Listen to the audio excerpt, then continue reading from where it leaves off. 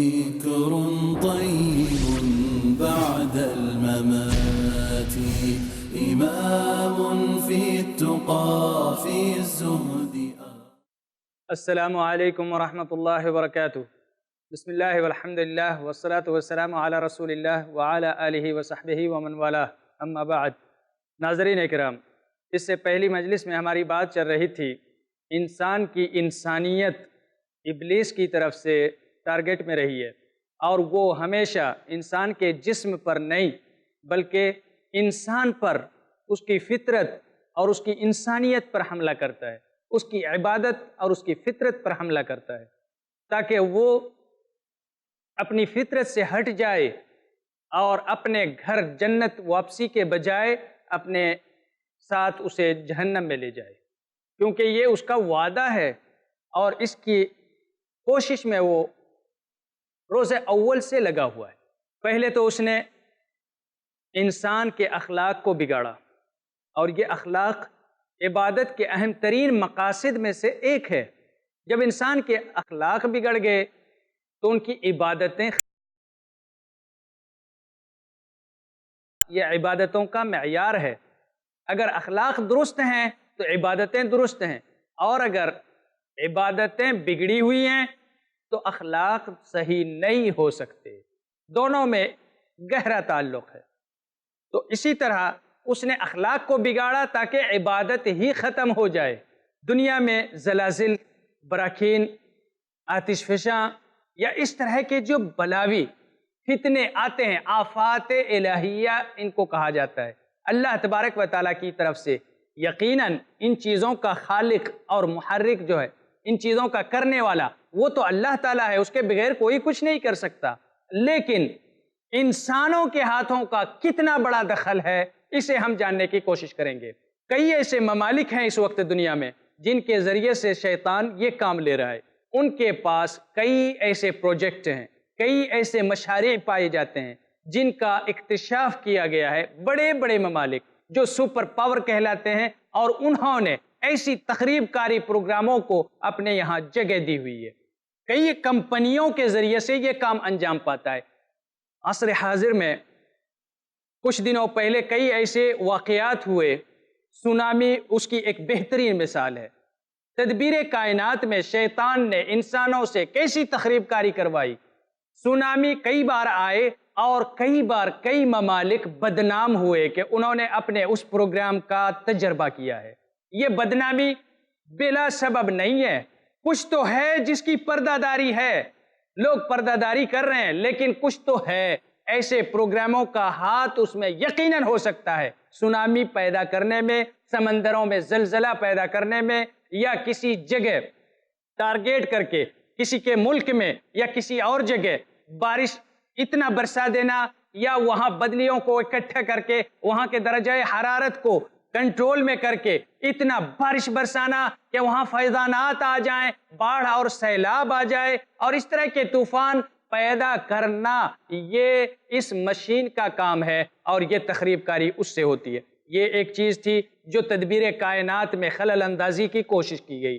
Number 2، ایک programme اور بھی ہے جس کا نام بتایا جاتا ہے ہولوگرام، اور یہ میرے خیال سے اکثر لوگ جانتے ہوں گے. ہولوگرام ایک تو پروجیکٹر میں آتا ہے جو بغیر اسکرین کے، وہ تصویر جہاں سیٹ کر دیا جائے جتنی دوری میں چاہیے، بغیر اسکرین کے اس طرح سے وہ تصویریں نظر آئیں، ایک پروجیکٹر میں آتا ہے. دوسرا اس کا سسٹم جو بڑا ہی گھاتک ہے، اور اس سے اس وقت دنیا میں انسانوں کے جذبات، ان کے ایمان، ان کے عقائد کے ساتھ کس طرح سے کھلواڑ ہو رہا ہے، یہ ہم ابھی جانیں گے انشاءاللہ اس پروگرام کے ذریعے. یہ ہولوگرام، اس کا تعلق سیٹلائٹ سے ہوتا ہے اور وہاں سے اس کا کنٹرول کیا جاتا ہے. کئی بار ہم نے یوٹیوب یا موبائل کلپس وغیرہ میں ایسی چیزیں دیکھی ہیں. خانہ کعبہ کے اوپر کچھ فرشتے اڑتے ہوئے نظر آ رہے ہیں، یا کئی بار ایسا دیکھا گیا ہے کہ بدلیوں میں کوئی مورتیں نظر آ رہی ہیں اور وہ کچھ کہہ رہی ہیں. کئی بار ایسا دیکھا گیا، خاص طور سے مصر کا واقعہ بڑا مشہور ہوا تھا، جہاں مریم کو دیکھا گیا بدلیوں میں ظاہر ہوئی اور انہوں نے لوگوں سے کچھ کہا. اور قدس کے اندر قبہ صخرہ کے اوپر روشنی دیکھی گئی. یہ چیزیں کیمرے میں قید ہو چکی ہیں اور یہ چیزیں بتاتی ہیں کہ یہ کیا کچھ ہو رہا ہے اس وقت دنیا میں۔ عیسیٰ مسیح کو بھی لوگوں نے اس طرح سے دیکھا، بدلیوں میں نمودار ہوئے۔ خاص طور سے ایک مسلمان متاثر ہوتا ہے جب خانہ کعبہ کے اوپر فرشتے کو دکھایا جاتا ہے، یا وہاں طواف کرتے ہوئے کوئی ایسی چیز دکھائی جاتی ہے اور وہاں لکھا جاتا ہے کہ یہ فرشتوں کو دیکھو، اللہ کی رحمت دیکھو، فرشتے نازل ہو رہے ہیں اور ایسا ہو رہا ہے ویسا ہو رہا ہے۔ یہ تدبیر کائنات میں خلل ہے، خلل رخنہ اندازی پیدا کرنا، خلل پیدا کرنا، اور یہ ابلیس کروا رہا ہے انسانوں سے۔ سیٹلائٹ کے ذریعے یہ سارا کچھ کیا جاتا ہے۔ پروگرام کا نام ہے ہولوگرام، اور اس کا تجربہ کچھ ہی دنوں پہلے ہوا اور کامیاب تجربہ ہوا ہے۔ ایک انسان یہاں موجود نہیں ہے، کسی اور جگہ ہے، اسے یہاں ریئل اسی طرح دیکھا جا سکتا ہے جیسے وہ انسان یہاں کھڑا ہو، اور یہ روشنی کا کمال ہے، یہ پروگرام اور سافٹ ویئر کا کمال ہے، یہ حقیقت نہیں ہے۔ ایسے ہی عیسیٰ کو بدلیوں میں دیکھا جا سکتا ہے، مریم کو کہیں اور دیکھا جا سکتا ہے، یا فرشتہ یا کچھ بھی ایسی تصویر بنا کے خانہ کعبہ کے اوپر یا کسی بھی جگہ دکھائی جا سکتی ہے ایسی تصویر، اور اس طرح سے انسانی عقل، انسانی اخلاق، انسانی عقائد، انسانی جذبات کے ساتھ کھلواڑ کیا جا رہا ہے۔ اور یہی تو ہے تدبیر کائنات میں کھلواڑ کرنا، اس میں خلل ڈالنا۔ یہ دوسرا خطرناک پروگرام تھا۔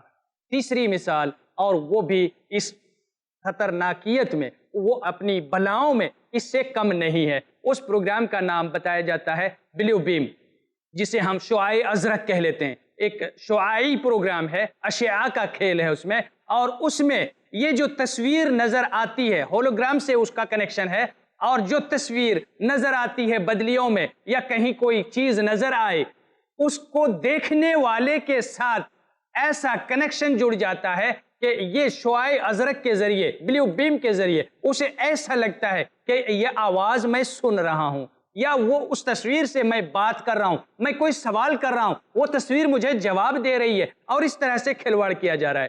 یہ پروگرام بھی اپنے اندر ایسی بلائیں لیے ہوئے ہے، اس طرح کے فتنے لیے ہوئے ہے، جو یقیناً ہم کہہ سکتے ہیں کہ تدبیر کائنات میں یہ ساری چیزیں دخل اندازی کے مترادف ہیں۔ یہ سارے فتنے کس نے کروائے؟ ابلیس نے۔ کن سے؟ انسانوں سے، اور انسانوں نے یہ سارا کچھ کیا۔ اب دیکھیں، انسان کے اخلاق گئے، تدبیر کائنات میں خلل آئے، اور یہ دونوں چیزیں جب ہوئیں تو عبادت کا مفہوم ہی ختم ہو گیا، عبادت کا معنوی اعتبار ہی ختم ہو گیا انسانوں سے۔ جب عبادت ختم تو انسانیت ختم، فطرت ختم، اور انسان کے اندر سے اس کی طبعیت اور اس کا جو نیچر تھا وہی ختم ہو گیا۔ انسان مر گیا، انسان مر گیا، انسان نہیں ہے دنیا میں۔ اگر کوئی ہے دنیا میں تو اس کا جسم ہے، اور ایک وقت آتا ہے جب جسم اور انسان دونوں منفصل ہوتے ہیں۔ ماں کے پیٹ میں جب چوتھا مہینہ ہوتا ہے تو روح اور جسم دونوں اتصال کرتے ہیں، ملتے ہیں۔ چوتھے مہینے میں روح پھونکی جاتی ہے، جسم اور انسان دونوں ملتے ہیں، اس وقت دونوں کی دوستی ہوتی ہے۔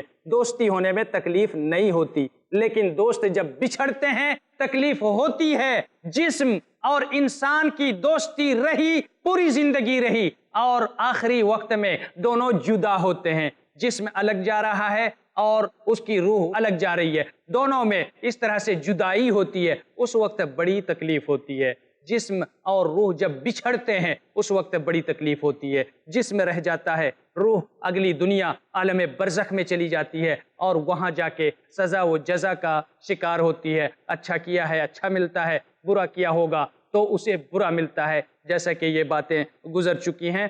اور ان تمام باتوں سے یہ پتہ چلتا ہے کہ عبادت کے مفہوم، یعنی انسان کے اخلاق درست ہونے اور تدبیر کائنات، ان دونوں کے بگاڑنے میں کوئی کسر باقی نہیں رہ گئی ہے، اور اس کی وجہ سے عبادت ختم ہو گئی ہے۔ اس لیے عبادت ہی کا نام جب انسانیت ہے، عبادت کا نام ہی جب فطرت ہے، عبادت کا نام ہی جب عبادت ہے، تو اس کی تعمیر کی ضرورت ہے، فطرت پر واپس جانے کی ضرورت ہے، اس کو قائم کرنے کی ضرورت ہے۔ اور اسی لیے ہم بات کرتے ہیں انسانیت کی تعمیر کی، نہ کہ انسان کی تعمیر۔ انسان کی تعمیر نہ بھی ہو، ہاتھ پیر ٹوٹا رہے تو بھی کوئی فرق نہیں پڑتا، کالا گورا رہے تو بھی فرق نہیں پڑتا۔ یہ اصل وجہ ہے جب ہم بات کرتے ہیں کہ تعمیر ہونی چاہیے تو انسانیت کی ہونی چاہیے۔ انسان کا تعمیر کرنے والا تو اللہ ہے، دنیاؤں کا تعمیر کرنے والا اللہ ہے، انسانیت کی تعمیر کرنے والا، اس پر محنت کرنے والا، تزکیہ کرنے والا یہ خود انسان ہے، یہ کام اسے کرنا پڑے گا۔ ناظرین اکرام، وقت ہو گیا ہے ایک بریک کا، ملتے ہیں بریک کے بعد انشاءاللہ۔ السلام علیکم ورحمۃ اللہ وبرکاتہ۔ سمو عن ملاذات الحیات، ہر نشانی ظاہر ہوگی۔ پوری دنیا کے اندر حالات بڑی تیزی سے بدل رہے ہیں، تو یہ ہمیں کس بات کی طرف اشارہ کرتا ہے؟ دراصل حالات کی یہ تبدیلی اشارہ ہے قیامت قریب ہے۔ ہر علامت سامنے آئے گی۔ قیامت کی نشانیوں سے مراد وہ بھیانک واقعات ہیں جو آخری زمانوں میں رونما ہوں گے۔ قیامت سے پہلے جانیے شیخ مصطفیٰ اجمل مدنی سے ہر منگل رات 8 بجے صرف i+ ٹی وی پر، بہتر زندگی کے لیے۔ ایمان کے سائے میں محفوظ رہنے کی تلقین، صرف ایک اللہ کی عبادت کا پیغام دے کر سارے رسولوں کو بھیجا گیا۔ شرعی طریقوں پر زندگی گزارنے کا فرمان، اگر تمہیں اللہ رب العالمین پر ایمان ہے تو اسی پر بھروسہ رکھو۔ بدعمالیوں سے دور رہنے کی ہدایت، ڈرو اپنے رب سے، تقوی اختیار کرو۔ کیجئے ہر وہ کام جس سے راضی ہو پروردگار۔ قرآن کریم ایک ایسی رسی ہے، اگر ہم اس کو مضبوطی سے تھام لیں گے تو اللہ رب العالمین ہمیں جنت میں لے جائے گا۔ حق کی پکار، جانیے دونوں جہاں کی کامیابی کے لیے کیوں شرط ہے ایک اللہ پر اعتبار۔ ہر پیر رات 9:30 بجے صرف i+ ٹی وی پر، بہتر زندگی کے لیے۔ سمو عن ملاذات الحیات۔ السلام علیکم ورحمۃ اللہ وبرکاتہ۔ ناظرین اکرام، بریک کے بعد آپ کا استقبال ہے۔ ہماری باتیں چل رہی تھیں، انسانوں کے اخلاق میں تخریب کاری ہوئی ہے، شیطان نے یہ کام بہت حد تک کیا ہے۔ اس کے بعد تدبیر کائنات میں بھی خلل ڈالنے کی کوشش کی ہے، اور اس کی کئی مثالیں ہم نے گزشتہ مجلس میں کی ہیں۔ اب ہم جاننے کی کوشش کرتے ہیں کہ انسانیت کی تعمیر کیسے ہو سکتی ہے۔ اختصار میں ہم یہ جاننا چاہیں گے کہ کیسے اور کس انداز میں۔ صرف ہمیں اگر ایک منہج مل جائے کہ یہ طریقہ ہے اور یہ چیز ہے جو انسانیت کی تعمیر کر سکے تو ہمارے لیے مسئلہ انشاءاللہ آسان ہو جائے گا۔ جب تخریب کاری ہوئی ہے تو ہمیں تعمیر کرنی ہوگی انسانیت کی۔ انسانیت کی تخریب کاری ہوئی ہے، ہمیں اسی کی تعمیر کرنا ہے۔ اور جب ہم تعمیر کے مرحلے میں آتے ہیں تو ہمیں جاننا پڑے گا کہ آخر وہ کیا چیز ہے جس میں مدار حیات ہے، جسم کے لیے جو مدار حیات ہے وہ آگ، پانی، ہوا، مٹی، یہ ساری چیزیں ہیں جن کو لے کر جسم زندہ رہتا ہے۔ سانس لینے لگے زندہ رہے گا، کھانے پینے لگے زندہ رہے گا، دل دھڑکنے لگے زندہ رہے گا، خون کی روانی باقی ہو زندہ رہے گا۔ یہ مدار حیات ہیں، لیکن انسان کے نہیں، یہ مدار حیات ہیں جسم کے۔ کھانا پینا کھاتا رہے، جسم زندہ رہے گا۔ لیکن انسان جو ہے، انسان جو اس جسم کے اندر رہتا ہے، نفس یا روح کی شکل میں، اس انسان کی جو مدار حیات ہے وہ یہ نہیں ہے۔ کھانے سے وہ زندہ نہیں رہتا، سانس لینے سے وہ زندہ نہیں رہتا، نہ ہی وہ کسی ایسی دنیاوی چیزوں سے زندہ رہتا ہے، بلکہ اس کے لیے مدار حیات ہے غذاء القلوب۔ غذاء القلوب دلوں کی غذا بھی ہے، اس کی خوراک ہے، اور اس کی خوراک ہے اللہ تعالیٰ کا ذکر۔ اللہ تبارک و تعالیٰ نے فرمایا اقیم الصلاۃ لذکری، میرے ذکر کے لیے نماز قائم کرو، اور نماز قائم کرو تو جسم سے نہیں، تم اپنے نفس سے، اپنے دل سے، دل کی دنیا بدلو۔ دل کی دنیا بدلنی چاہیے جو کہ تمہاری بگڑ چکی ہے، اسے بدل کے واپس لاؤ دل کی دنیا کو۔ اور اب اللہ تبارک و تعالیٰ چاہتا ہے نماز پڑھو تو جسم سے نہیں، جسم تو رکوع سجود کرے گا، کیونکہ اللہ کا حکم صرف روح کے لیے نہیں ہے، صرف جسم کے لیے نہیں ہے۔ روح اور جسم جب تک دونوں ایک دوسرے سے ملے ہوئے ہیں ان کے لیے رب کا حکم ہے۔ جب دونوں ایک دوسرے سے الگ ہو جائیں تو اللہ کا حکم نہ تو جسم کے لیے ہوتا ہے نہ روح کے لیے۔ روح جب تک جسم میں ہے دونوں کے لیے اللہ کا حکم ہوتا ہے جب نماز پڑھو تو جسم رکوع سجود تو کرے لیکن دل بھی نماز میں شامل رہے، دل بھی نماز میں شامل رہے۔ جب روزہ رکھو تو صرف جسم کو بھوکے اور پیاسے نہ رکھو بلکہ اپنے نفس کو بھی جب اسے جھوٹ بولنے کی بھوک لگے، جب اسے غیبت کرنے کی پیاس لگے تو اسے بھی بھوکے اور پیاسے رکھو، جھوٹ اور غیبت بولنے سے بچو، اپنے نفس کو بچاؤ اور اسے بھی بھوکے اور پیاسے رکھو روزے کے ساتھ ساتھ۔ پھر دیکھو وہ روزہ تمہیں متقی بنائے گا، وہ نماز تمہیں فحش اور منکر سے روکے گی۔ اسی طرح سے اللہ کے جو بھی احکام ہیں جسم کے ساتھ ساتھ اس کی روح جب تک ہے، ماں کے پیٹ میں جب تھا یا اس دنیا میں آنے کے بعد بھی، جب انسان کے جسم سے روح الگ ہو جاتی ہے تو اللہ تعالیٰ نہ تو جسم سے کہے گا کہ نماز پڑھو نہ تو روح سے کہے گا کہ نماز پڑھو، الگ الگ کوئی حکم نہیں ہوتا۔ اس لیے جب تک دونوں متصل ہیں رب کے احکام ان پر نافذ ہوتے ہیں اور ان دونوں کو مل کے اس کو انجام دینا ہوتا ہے۔ جس دن آنکھ بند ہو گئی، روح نکل گئی، نفس نکل گیا جسم سے، اس دن جس دن انفصال ہو گیا، دونوں کی جدائی ہو گئی، اس دن کٹ وہاں اللہ تبارک و تعالی یہ نامہ اعمال کا رجسٹر ہی بند کر دیتا ہے۔ اللہ کے رسول صلی اللہ علیہ وسلم نے فرمایا اذا مات الانسان انقطع عنہ عملہ الا من ثلاث، تین ایسی چیزیں ہیں جو جاری رہتی ہیں، جن کا ثواب جاری رہتا ہے، ان کے علاوہ اور کوئی چیز نہیں، لیکن جس دن مر گیا انسان بس وہیں کٹ، سارے اعمال کا آنا جانا، سارے رشتے، سارے ناطے، ساری چیزیں، جتنے بھی ان کے ریلیشن تھے، جتنے بھی کنیکشن تھے، سارا کٹ ہو گیا، اب کوئی چیز باقی نہیں رہ گئی دنیا سے بالکل کٹ گیا، انقطع، منقطع ہو گیا سارا کچھ، اس کا عمل بھی منقطع ہو گیا۔ تو اللہ کے رسول صلی اللہ علیہ وسلم کے کہنے کا مطلب یہ ہے کہ جس وقت وہ انسان مر گیا، اگر وہ فریزر میں رکھا ہوا ہے، اس کا جسم نماز پڑھے گا؟ نہیں، کیونکہ اس کے اندر روح نہیں ہے۔ کیا روح اگر جسم سے الگ ہو جائے تو اس روح کو حکم ہوگا کہ تم نماز پڑھو؟ جی نہیں، جب تک دونوں ایک میں ہیں ان کے لیے حکم ہے، جب وہ دونوں الگ ہو گئے وہ بالکل راستہ ہی بند ہو گیا، رجسٹر کلوز، بند ہو گیا، اب اس میں نہ کچھ لکھا جائے گا، نہ اس سے حساب لیا جائے گا، اس کے بعد کا حساب بھی نہیں لیا جائے گا۔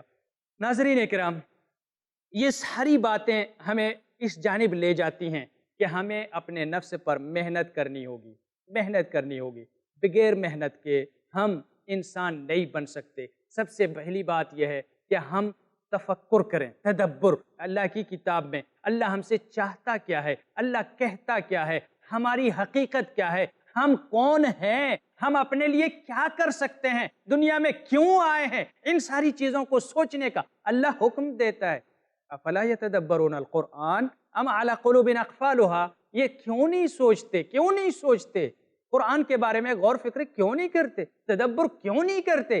یہ آیات جن کو ہم پڑھتے ہیں، سنتے ہیں، کبھی کبھی ایسا لگتا ہے کہ یہ آیت میں نے ہمیشہ پڑھی ہے، اچانک ہمیں شوق لگتا ہے یہ آیت ہمیشہ پڑھتے رہے اور اس کا مفہوم ہمیں پتہ ہی نہیں تھا، یہ آج مجھے ایسا لگ رہا ہے کہ یہ ایک نئی آیت ہے، جب ہمیں اس کی سمجھ آئی، غور فکر کیا، آج مجھے لگ رہا ہے کہ یہ نئی آیت ہے، ہم تو اتنے دنوں تک اس آیت کو پڑھتے رہے تھے۔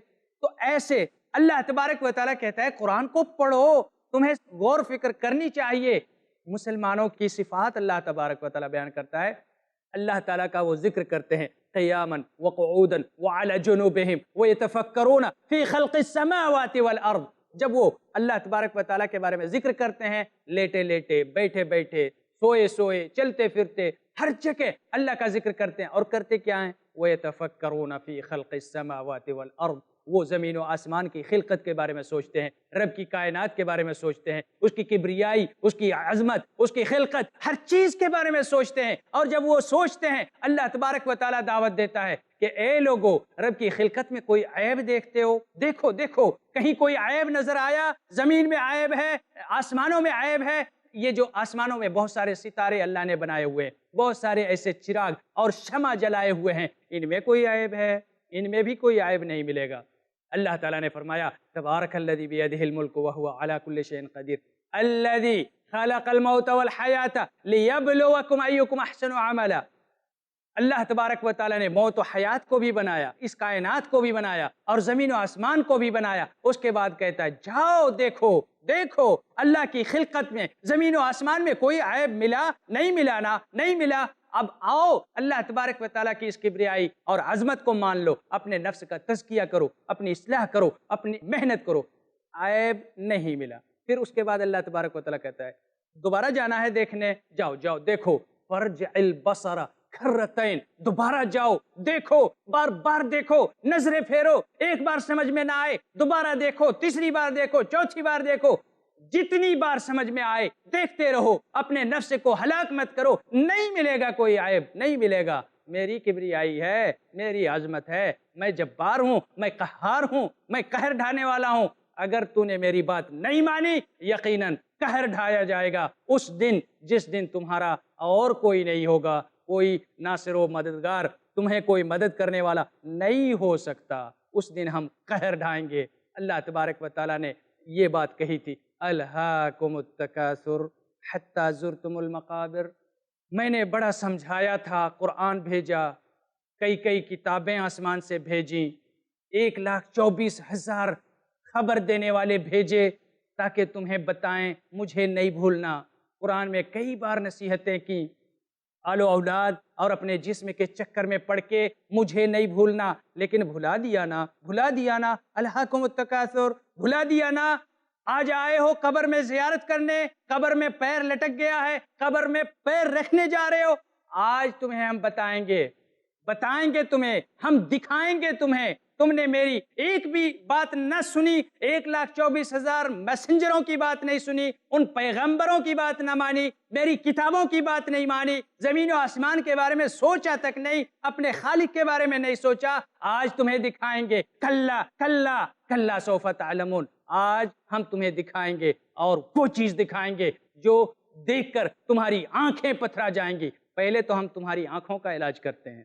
دنیا میں تم سورج کو بھی نہیں دیکھ سکتے تھے، آج حقیقت کو دیکھو گے. فکشفنا فکشفنا فکشفنا عنک غطاک. آج ہم نے تمہاری آنکھوں کے پردے کھول دیے. وہاں جو ڈھکن لگے ہوئے تھے تم دیوار کے پیچھے نہیں دیکھ سکتے تھے، اس پردے کو ہم نے ہٹا دیا. فکشفنا عنک غطاک فبصرک اليوم حدید. آج تمہاری آنکھ پتھر جیسی ہوگی اور ایسی لوہے جیسی آنکھ ہوگی اور پتھرا جائے گی جو تم دیکھو گے. کلا سوف تعلمون کلا لو تعلمون علم الیقین، علم یقین کے ساتھ. وہ تو دنیا میں شک کرتے تھے نا، پتہ نہیں کیا ہوگا، جہنم کو ہم نے نہیں دیکھا ہے، فلاں کو نہیں دیکھا. رسول کہہ رہے مان لیتے ہیں لیکن یقین نہیں ہے. آج اپنی آنکھوں سے دیکھو گے. کلا کلا، یاد رکھو یہ اس کے خلاف ہو ہی نہیں سکتا.